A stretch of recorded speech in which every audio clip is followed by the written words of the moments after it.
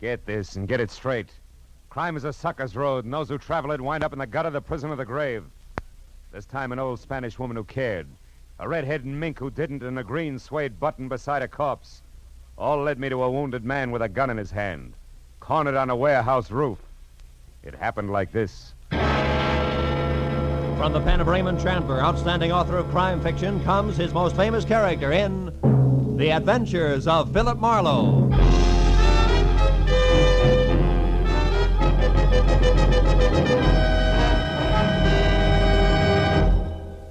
Now, with Gerald Moore, starred as Philip Marlowe, we bring you tonight's transcribed story, The Man on the Roof.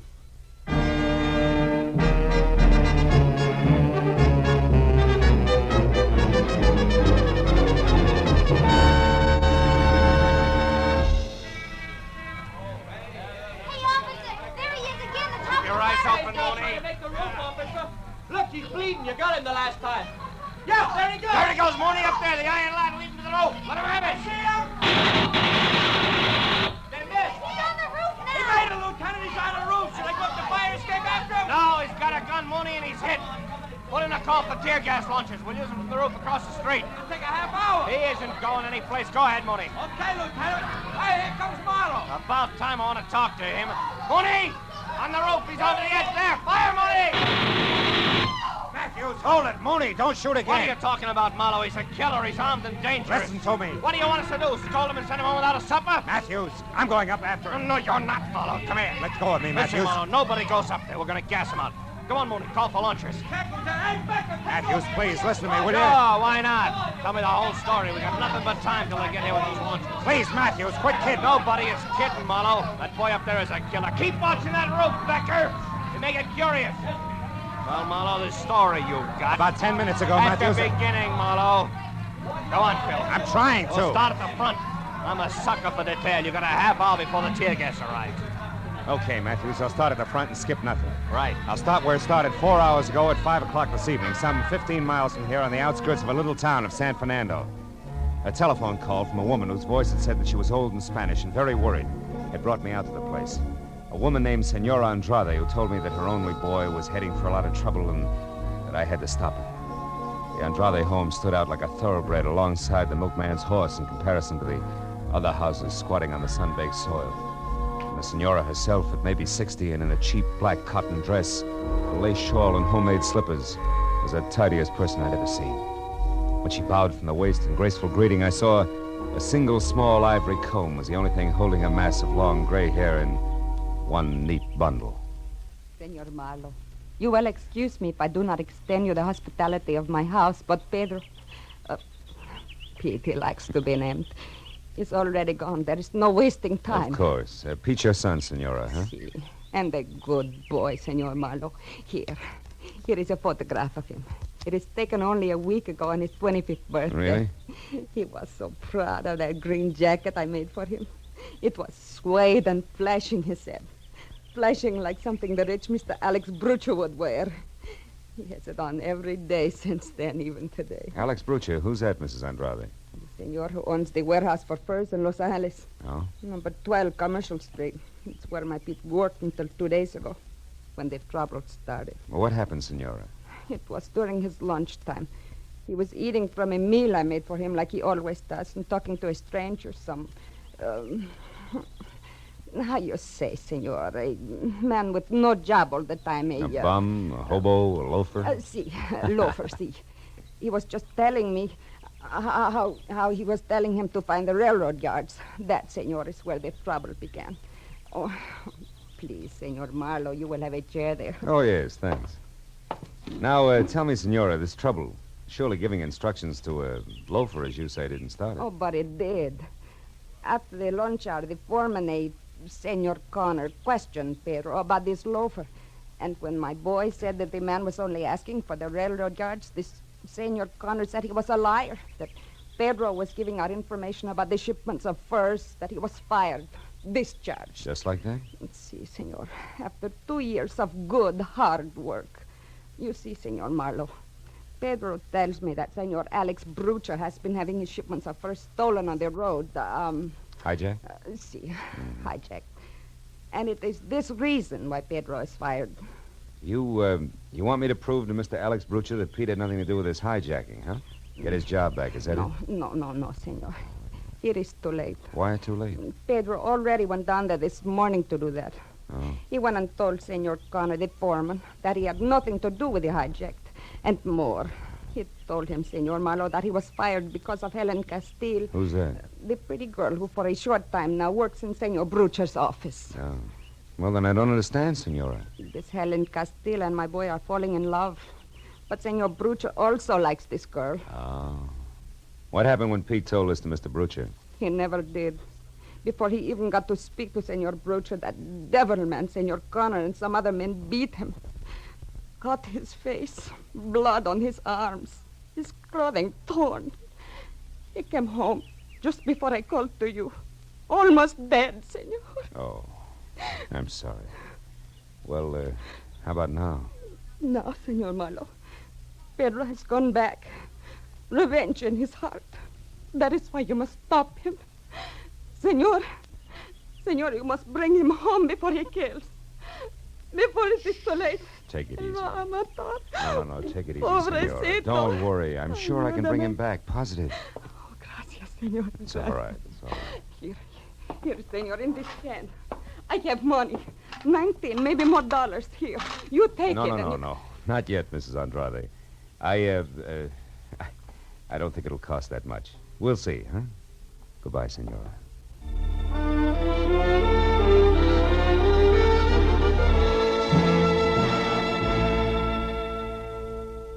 It was an hour's drive to the Brucher Fug Company warehouse on Commercial Street in downtown L.A. I started up a long cement ramp that led to a glass cage in a far corner of the warehouse marked office. It was just about the end of a working day. And when I was next to the door, let it enter, a bell someplace said that the end had arrived. Okay, man, knock off. You could tell the way everyone's spirits went up. Everyone except the girl inside, half leaning on a file cabinet. I figured she was Helen Castile until I got closer.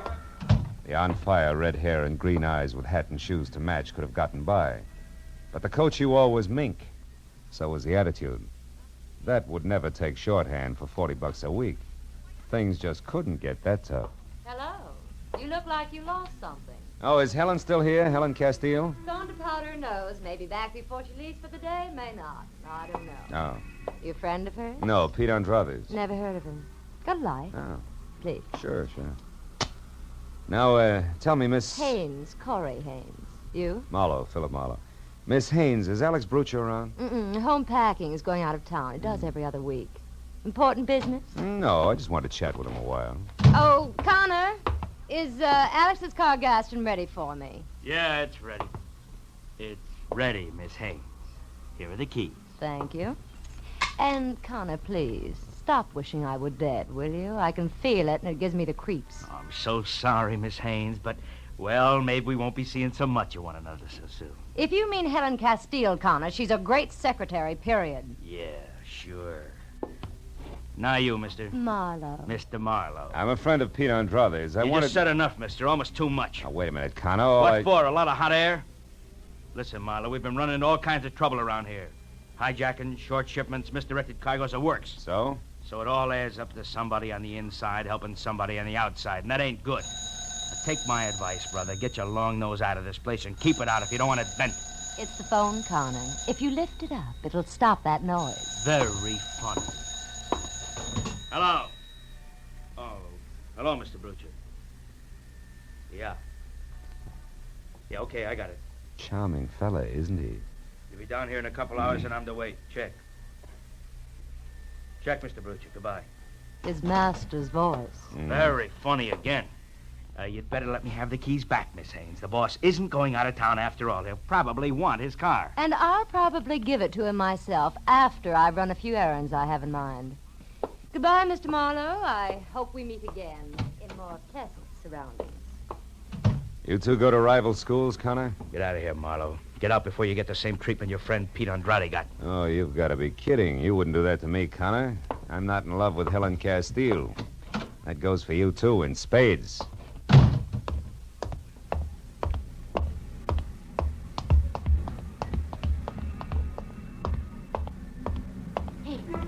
Hey, you, Mr. Marlowe. What? Over here behind the crates. I don't want Connor to see us. I'm Helen Castile. How do you know who I am? There's an intercom phone in the office you just left. Yeah, I see what you mean. I knew Pete was in some trouble. I haven't heard from him in 2 days. Oh, Mr. Marlowe, what they've done to him is terrible. But how do you know about it? Did Pete come to you? No, his mother hired me. I'm a private detective, which, Helen brings up a sharp point. Are you sure you're not playing both sides, baby? Well, you... All right, save it. That's all I wanted to know. Well, you want... You mean you just said that to see how I'd act? Well, I had to be sure. After all, you're still working for Alex Brucher. Not anymore. I only stayed on before this because I didn't want Pete to be fired. Shh. Hold it. I think we've got company. It could be rats. There's some around. Yeah, with and without brass knucks. Now, listen, honey, for everybody's good, I don't want Pete mixing with Alex Brucher. Now, before you get out of here, tell me fast, where does the boss live?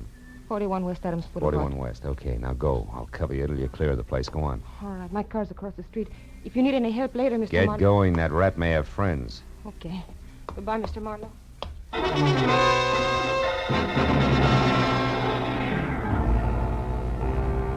Helen got to the front gate, out into her car, and away without anybody bothering her. And a couple of minutes later, I covered the same smooth course, and I was beginning to believe that the rats were just that, except that when I was in behind the wheel of my coupe and heading for Adams Boulevard, I picked up a pair of headlights in my rear-view mirror, which for the next 40 minutes have zigzagged, stuck like they were painted there. But finally, a traffic jam gave me all the brake I needed. And a sharp right turn, followed by a lot of speed, left me free and once again on my way to West Adams Boulevard.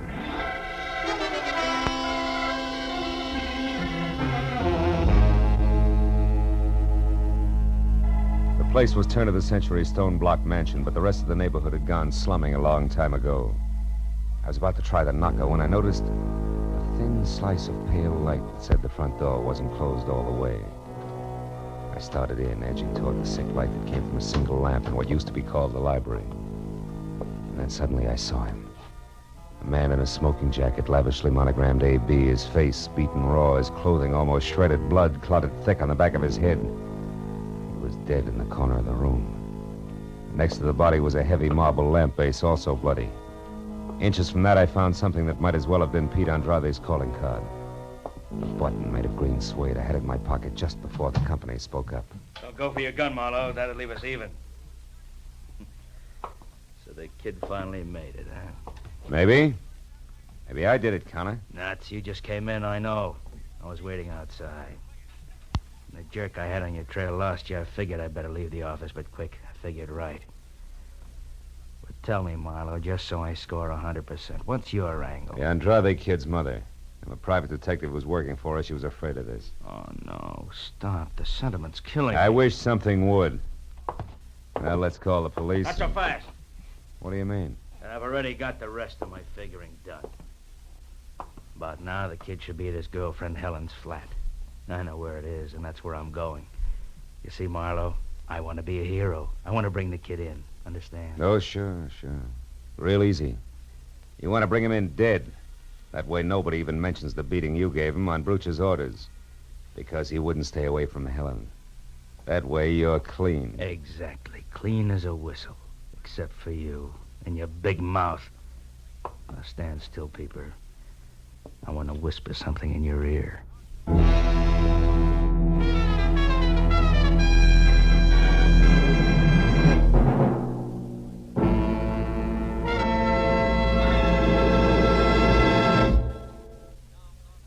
In just a moment, the second act of Philip Marlowe. But first, you're going to think the laughter of April Fool's Day came late when you listen to CBS this Wednesday night, for it's going to be one of the craziest, merriest, maddest nights of entertainment you've ever heard. Bing Crosby will be playing host to Arthur Godfrey and Perry Como. And even though lots of singing is promised from all three, who knows what's going to happen when the gags start flying? Groucho Marx and Burns and Allen will also be on hand with their famous fun shows this Wednesday. These great stars will be here on most of these same CBS stations. Burns and Allen, Groucho Marx, and Arthur Godfrey and Perry Como as Bing Crosby's guests. Now, with our star, Gerald Moore, we return to the second act of Philip Marlowe and tonight's story, The Man on the Roof.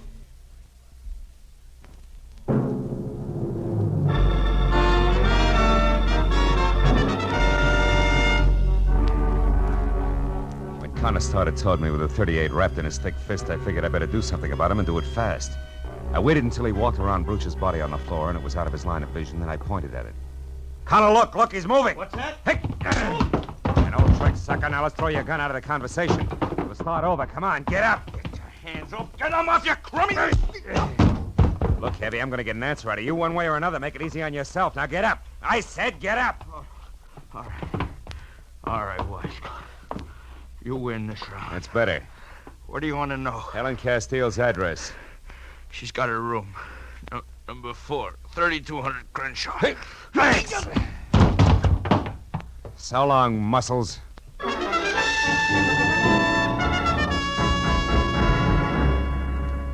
knew there wasn't much more I could do for a desperate hothead named Pete Andrade. He'd already done too much for himself in the wrong direction. I drove down Adams until I'd cooled off enough to call the police. And I stopped at a phone booth and gave Homicide a fast rundown on Alex Bruch's murder. But I hung up before they could ask me Senora Andrade's address in San Fernando or Helen Castile's place on Crenshaw. Because there were 2 women I wanted to talk to alone before the police moved in. After that, I drove out to Crenshaw and found the number 3200.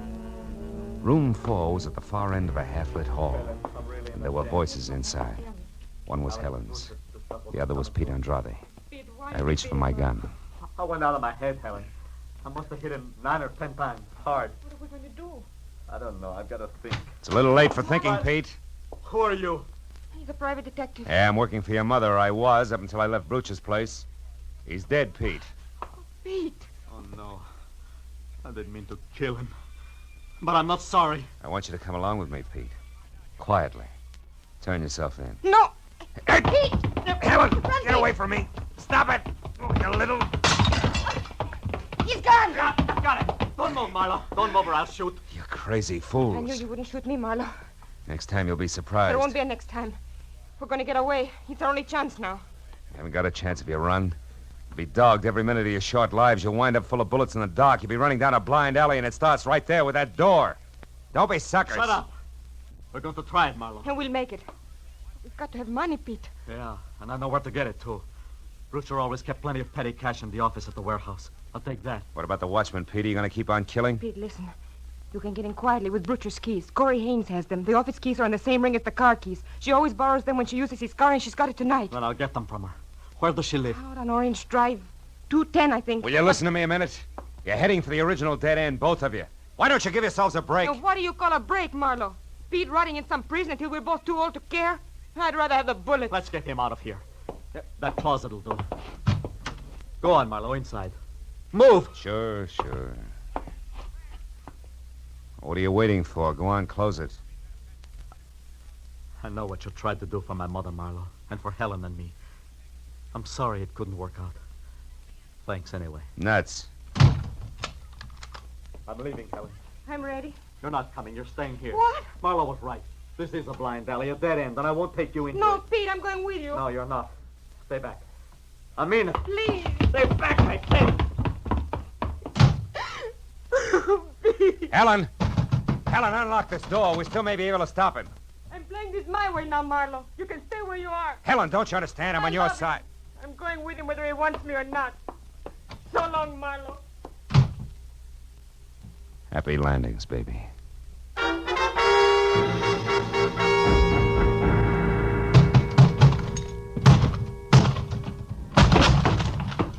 The lock on the closet door gave up before I did, but only because it was older by several years. I got out of the house and kept ahead of the speed limit all the way to Orange Drive and figured for what it was worth that I'd cut Pete's lead down to a scant 10 minutes. I parked in front of a Spud Nut coffee shop on the corner and walked down to 210. By the time I got within knocking distance of Corey Haynes' front door, I could see that the only light in the place was spilling out of the sunken double garage that housed the new gray Nash. But when I moved closer, I knew that 10 minutes was all that Pete Andrade had needed. Corey was sprawled out on the grease-spattered concrete floor and very still. Very still. And standing limply against the wall was Helen Castile, staring down at the redhead with a pair of hopeless eyes that seemed already half dead. As I walked down the ramp, she heard me and looked up. I knew you'd get here. I don't care now. We're both late, is that it? Yeah. I didn't see him. He was already gone when I got here. Found her like that. Then he must have gotten the keys. Yes, from her purse. That's it over there. Uh-huh. Why didn't you follow him? You knew where he was heading? I couldn't. When I saw her there, I just couldn't because I think she's dead, too. No. She isn't dead. You mean she's just out? Yeah. A long way out, but not dead. From the looks of things, she must have put up quite a scrap. Maybe she... Wait a minute. What? There's something screwy here. Oh, Miss Corey! Miss Corey, what's happened? Who are you? Miss Corey's maid. What's happened to her? She's unconscious. Oh, this is terrible. She knew there was going to be trouble. I swear she did. Miss Corey, honey, speak. How do you know that? Because she was worried. She told me 4 or 5 times she was going to stay in all evening, like she was expecting somebody. Sure. It figures all the way. Look here. Are you sure this is her purse? It certainly is. Was she robbed? Not exactly, but... Oh, yeah. This clinches it. Now, look, call an ambulance right away. Get Corey into a hospital and hurry. Oh, yes, sir. Helen, you stay here with her. Don't leave, understand? All right. I'll see you.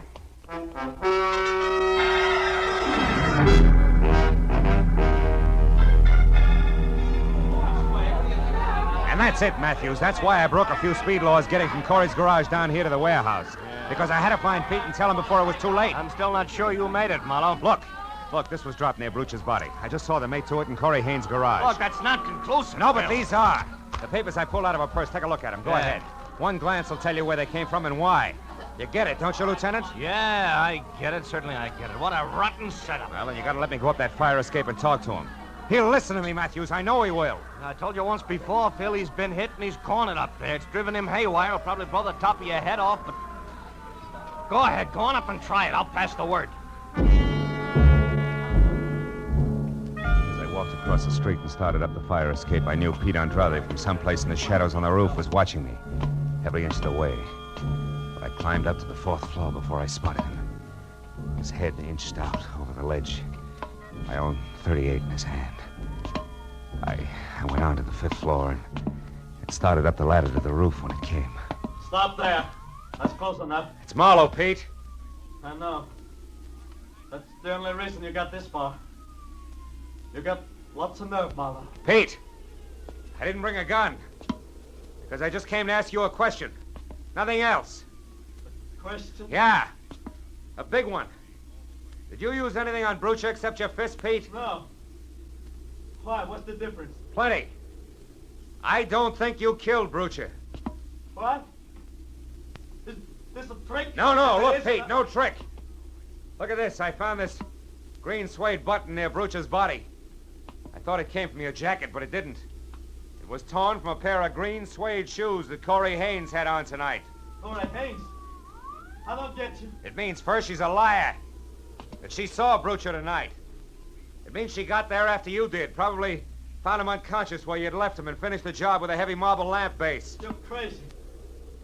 This is a trick. Why would she kill him? They were going together. They had been. Until Brucha got interested in Helen. Yeah? After that, Corey was on the way out, and she knew it. She decided to get all she could out of him while she had the chance. Go on. Every time she borrowed his car, she used the keys to get into the office, steal information out of the files, and sell it. She was the informer. That dame. I'm coming up, Pete. How do you know all this? I found some papers to prove it in her purse. She was in a tough spot when Brucha changed his mind about leaving town tonight. Yeah? She had to get the papers back in the files or Brucha would discover they were missing. But Connor staying in the office prevented it, so she was trapped. I see. When she saw a chance to kill Brucha and have you blamed for it, she grabbed at it. Are you convinced, kid? I almost shot you, Marlowe. Why did you take such a risk and climb up here? Because your mother has some ideas that I wouldn't like to see her lose, Pete. Also, I wanted my gun back. Well, do I get it? Yeah. You bet. Here. And thanks, Marlowe. I feel so good now. I guess I can. I know just how you feel, kid. I don't climb fire escapes like this every night. Believe me.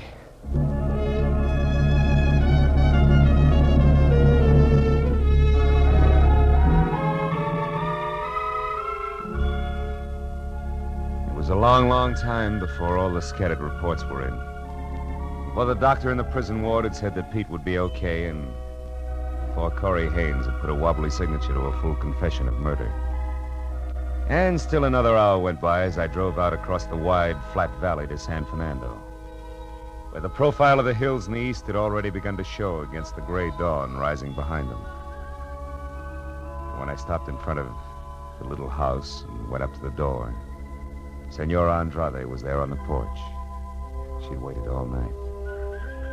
Her expression didn't change when I told her all that had happened.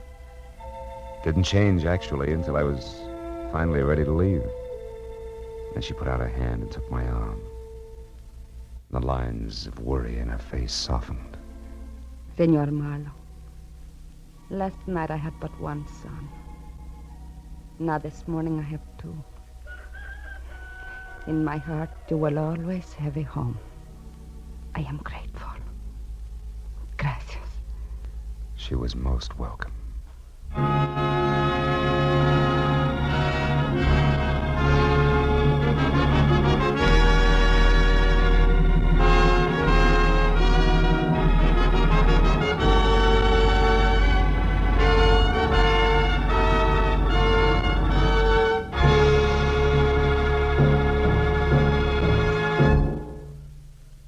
The Adventures of Philip Marlowe, bringing you Raymond Chandler's most famous character, star Gerald Moore, are produced, directed, and transcribed by Norman MacDonald, and are written for radio by Robert Mitchell and Gene Levitt. Gerald Moore may currently be seen starring in Republic's The Blonde Bandit. Featured in our cast tonight were Virginia Gregg, Jack Edwards, Lillian Byaff, Doris Singleton, and Jack Crucian. Detective Lieutenant Matthews is played by Larry Dobkin. The special music is composed and conducted by Richard Arant. Be sure and be with us again next week when Philip Marlowe says... This time a platinum wristwatch, a body on a lonely strip of beach, and a case of heart failure in a Beverly Hills garage. All added up to blackmail, 25 years old, and a killer who would never be caught.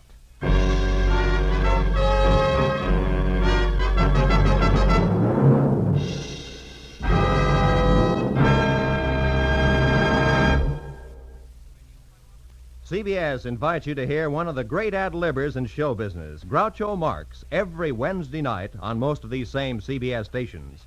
Groucho's show, You Bet Your Life, finds the master throwing quips and questions at oddly assorted pairs of contestants. And it's fast, merry, and bright. So, remember, be listening this Wednesday, won't you?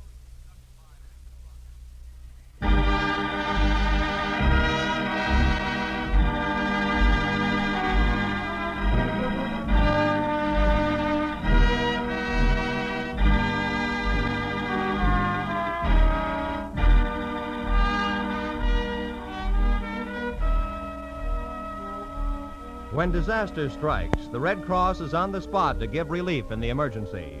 But its work does not end when the wind dies down, the fire is out, or the flood recedes. It goes on in many different ways, helping to restore people to their normal way of living. The Red Cross is a great humanitarian service in which you have a very direct part, because the funds which are used are the contributions which you make to the Red Cross, and they are funds used in a common-sense program that ensures the most good for the most people. Red Cross disaster relief and rehabilitation is one of the great reasons why we must keep our Red Cross ready. All may help. Give now to the 1950 Red Cross Fund. Remember, whatever you gave before, this year, add a quarter more. This is Roy Rowan speaking.